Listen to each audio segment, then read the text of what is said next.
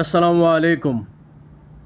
আপনারা একটা বিষয় জানেন এবং অবগত আছেন যে দুদিন আগে একটা গর্ভবতী প্রেগনেন্ট বিড়াল মা, ঠিক আছে, সেই বিড়াল মাকে হত্যা করেছে। কিভাবে? ফাঁসি দিয়ে গাছের মধ্যে ঝুলিয়ে রেখেছে। তো তার গর্ভে একটা বিড়াল বাচ্চা ছিল, তো দুটাই মারা গেল। কিন্তু এই যে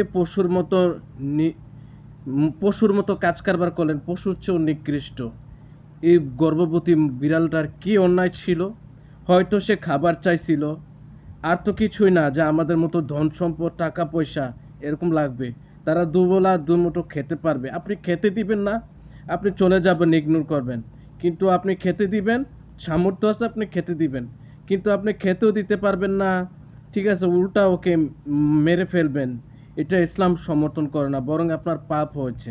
এর জন্য আল্লাহর কাছে জবাবদিহি করতে হবে।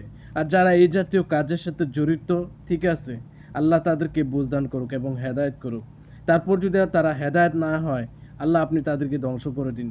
কারণ তাদের জন্য ওই নিরীহ প্রাণীদেরকে আমরা হারাতে চাই না। এই নিরীহ প্রাণীরা পবিত্র প্রাণী। এই বিড়ালগুলো হচ্ছে পবিত্র, ঠিক আছে। বিড়াল লালন পালন করা এবং পোষ মানানো, এটা ইসলাম সমর্থন করে। নাজায়েজ বা হারাম কিছুই না। তো বিড়ালকে আপনি খাবার দিতে পারবেন না, আপনি বিড়ালকে হত্যা করার সামর্থ্য কে দিয়েছে আপনাকে?